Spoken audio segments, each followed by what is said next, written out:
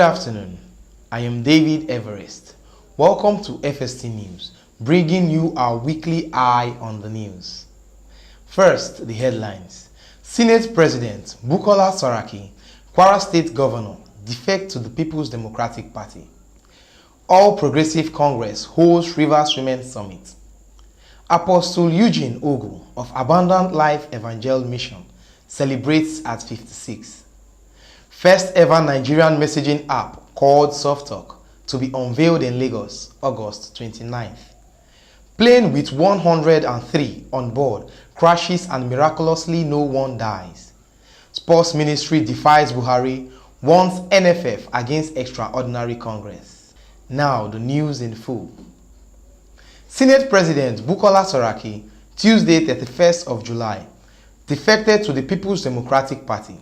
The decision came after an extensive meeting with his supporters, federal and state lawmakers from Kwara State. On his verified Twitter handle, Saraki wrote, "I wish to inform Nigerians that, after extensive consultations, I have decided to take my leave of the All Progressive Congress." Giving reasons for his defection, Saraki said, "The federal government appointed over 200 persons into juicy offices without allotting any slot to me or Dogara." In a similar development, Kwara State Governor Ahmed Abdul Fattah, in a statement by his media assistant Muideen Akorede, said, "Following due consultations with the people and in response to calls by major stakeholder groups in the state, Kwara State Governor Alhaji Abdul Fattah Ahmed defected to the People's Democratic Party." The defection of the Senate President and others who recently defected did not come as a surprise to many, going by their recent pronouncements and body language. However, it can be recalled that on Monday, 30th of July, following the call by APC stakeholders at a meeting in Kwara, the APC National Working Committee, led by Comrade Adams Oshomole, dissolved all the structures of the party from ward to state level, which were firmly in Saraki's hand. Alhaji Bashir Bolarinwa was appointed as caretaker chairman. The APC NWC queried the Senate President for breaching the party's constitution. Reacting to the defection, APC in Rivers State said the defection of the Senate President is a huge comfort to bona fide APC members who yearn to have a well-knit party guided by well-defined ideologies and programs.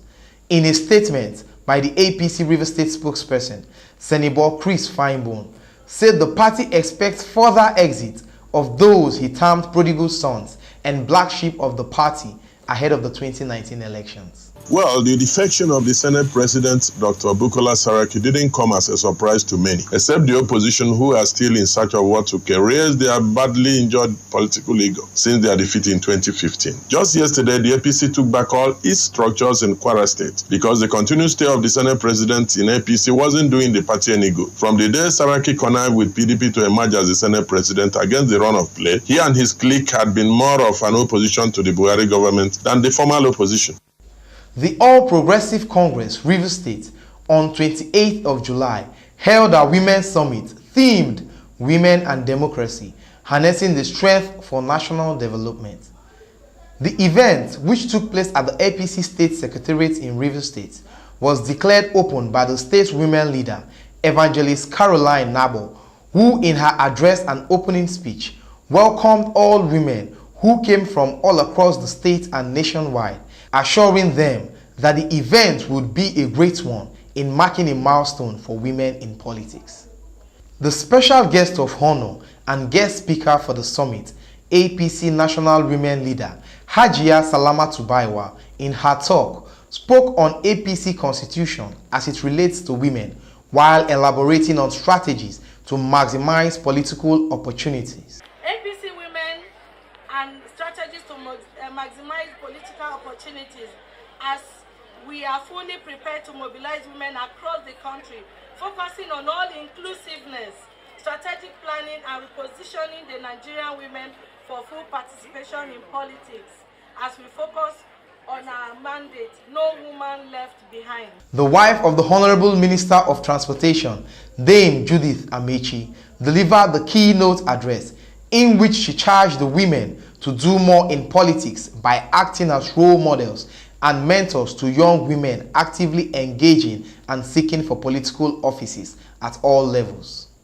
Distinguished guests, great women of Rivers State, I am honored to be here today to begin a radical advocacy and sensitization of women for active participation in politics. This is because if there is no woman, there will be no nation. We must begin to mobilize ourselves for actualizing our collective aspirations. I therefore charge this summit to provide pragmatic and practicable suggestions on how to drive women aspiration in the next election. We must ensure that women are properly mobilized and sensitized to acquire the permanent voters card and begin continuous sensitization at all levels of our community. Democracy will strive when all shapes of opinions can be accommodated in an atmosphere of peace and stability. This is our challenge. Also speaking at the event, Honorable Dame Maureen Tamuno enunciated the challenges of women in politics and the way forward. She emphasized that women should be more involved in not just electing politicians, but also in the process and politics of being elected. In your unit, you work so hard, but there's nothing to show for it. So we want to examine it and look for a way forward so that come 2019, you will be one of those that will benefit politically. We are very stable. We want the men to know. We want our state chairman to know, especially Rivers women. Even when the boat is rocking, we are all sitting on the boat. We don't fear. We are always very constant. So please, men should learn to deal with women because we are constant. More political appointments be given to women, but I have a clause, and I think you will agree with me. It should not just be given to any woman. Let the women choose the woman they want. So that when the woman sits on the seat, she will look back to remember those women who put her there. Several APC women stakeholders gave goodwill messages in which they highlighted the importance of women's participation in politics. Great women of Nigeria. Great women of Nigeria. I'm happy that God made us women. He made us the change agents. He made us the people that make things to happen. And that's why we say that no woman, no nation. No woman, no politics. No woman and nothing happens. Women are the ones that make things happen. If you come to the election ground, you see more than half of the population are women. But when it's time for appointments and time for the elections proper, we don't even constitute up to 10% of the people. But that has got to change. I challenge you today, every woman, as you go out there, go and make disciples. Go and challenge the women. Tell them that enough is enough. We must be the change that we want to see. We must support each other, and greater we will be together.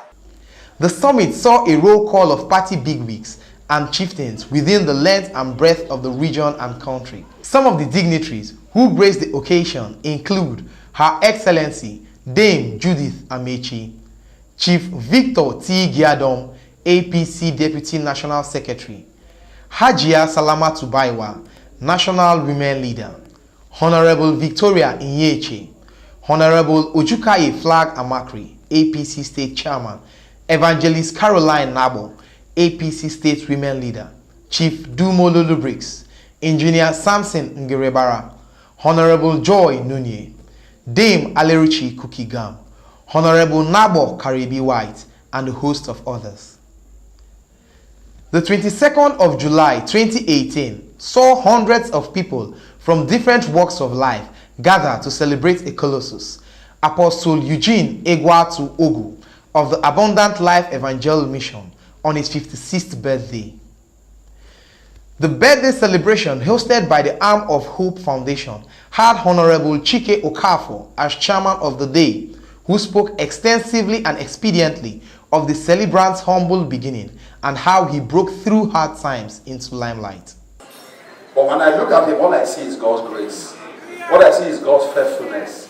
What I see is the abundant grace of God working in the life of a man. And I'm here to tell the people of River State that he is our son in whom we are well pleased. The special guest of honor, the Honorable Minister of Transportation, Right Honorable Chibike Rotimi-Amechi, ably represented by Chief Dumo Lulu-Briggs in his speech, expatiated the special relationship between the Honorable Minister and the celebrant. On a lighter note, Chief Dumo Lulu-Briggs described himself as an Imolite, having served as one-time chairman of the Federal Medical Center, Owerri. But I want to say that I am also Apostle's brother because I am also from Imo State. Yes. You may not know that I am also from Imo State, but I was the immediate past chairman of the governing council of the Federal Medical Center, Owerri. He described the celebrant as a modern-day David due to his love, care, and commitment to those who live in the shadows of life.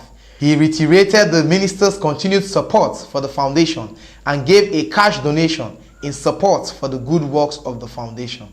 In a lecture titled A Life Beyond Boundaries, Professor B.E.B. Nwokedi, former Vice-Chancellor, Imo State University, characterized the celebrant as a man living a life without boundaries by showing love not just to his friends but enemies alike.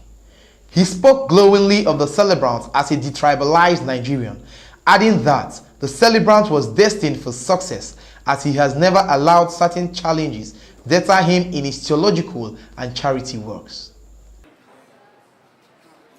Loving beyond the borders, it means you know that you are sowing a seed that must surely germinate. Dear friends, when you sow a thought, you reap an action. Yes, sir. You sow an action, you reap a habit. You sow a habit, you reap a character. You sow a character, you reap a destiny. Your destiny is in your thought mind. And if you are here, you don't have that thought mind to help the other person at the end of the road, you cannot manifest helping people beyond the borders. The highlight of the event was the cutting of the cake by the celebrant and awards presented to well-wishers, including the Honorable Minister of Transportation and Chief Dumo Lulu-Briggs for his humanitarian services. On behalf of Amogo Foundation, we will never forget as governor the impact he made that led to the building of the schools where since 2011 Widows children have been enjoying free education. In his thank you message, the celebrant thanked everyone who came to celebrate and also those who in one way or the other contributed towards the advancement of the foundation. He prayed for everyone, including staff of the foundation and some victims of herdsmen attack from Benue and Jos. He that giveth to the poor lendeth to God. And when a man lends to you, the Bible says you cannot owe. You are a rewarder of them that diligently seek you. I stand on behalf of the orphans and the widows, the less privileged, the blood of those crying in the wilderness before God, that I represent and I celebrate on this day of my birth, in agreement with my wife, that every request you have asked here today, that the Almighty God, through divine and angelic means, grant it unto you. In the name of Jesus Christ. Dignitaries who attended the occasion are Chief Dumo Lulu-Briggs, Honorable Barrister Kennedy Ibe, member representing Obowo in Imo State House of Assembly, His Royal Highness Godwin Okeke, Chairman of Obowo Traditional Council, Honorable Chidi Nwoke, Local Government Chairman of Obowo, Engineer Samson Ngerebara, chairman of Free Rivers Development Initiative. Others include Barrister Zubi Nwoke, Honorable Ike Oji, Alabo Bekimbo Subrekon, Honorable Frederick Alalebo, Barrister Eugene Odi, and Lady Nancy Stevens. Japan-based Nigerian app developer Simple Azinabo, founder and CEO, Soft Talk Communications Limited, who also doubles as the founder and CEO, Primetime Telecoms, a telecom service provider based in Japan, is set to unveil the first ever Nigerian messaging app called Soft Talk on August 29, 2018 at the prestigious Echo Hotels and Suites, Victoria Island, Lagos. The new and indigenous messaging application will enable users to chat, make audio and video calls, unrestricted number of group chats, as well as shop for affordable and genuine products in Nigeria, is set to change the way messaging is currently done. According to the app developer, Simple Azinabo, it is without doubt that Nigerians are hungry for a new technology and need something different that can be called our own. We do so much than messaging. We want to empower and improve on the way messaging is done today by giving access to users to shop while soft chatting and soft talking at the same time. Beyond this, he noted that Nigerians are still paying high premium for low quality products and services, and in some cases, non-existent after-sales support. A known problem that Soft Talk Messenger will solve and thereby open doors to job creation.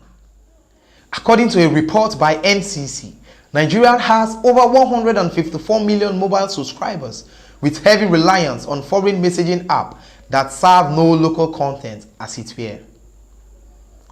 Now on the foreign scene, dozens of people have been injured after a plane came down shortly after taking off from an airport in Mexico Wednesday 1st August. Aero Mexico said in a tweet that the Embraer 190 aircraft, flight number 2431, was on its way to Mexico City from Durango. There were 103 passengers and crew on board at the time, but authorities said most escaped serious injury and no one so far has died. The jet made an emergency landing about 6 miles 10 kilometers from Durango City Airport. Governor Jose Rosas Aispuro told Mexican television witnesses described hearing a bang before the plane hit the ground. Mexico authorities said 85 were injured and somewhere between 37 and 49 needed hospital treatment. 2 are in a critical condition, the Civil Protection Agency said. TV images showed the tail of a plane sticking out from scrubland amid the badly damaged fuselage and smoke rising into the sky. Alejandro Cardoza, a spokesman for the State Civil Protection Agency, said on local television that a fire had broken out but had been extinguished. All had been able to leave the plane before the blaze got too bad, he added, and many managed to leave the plane on foot. One passenger, Jacqueline Flores, later told reporters she and her daughter got out through a hole in the fuselage as the aircraft began to fill up with smoke.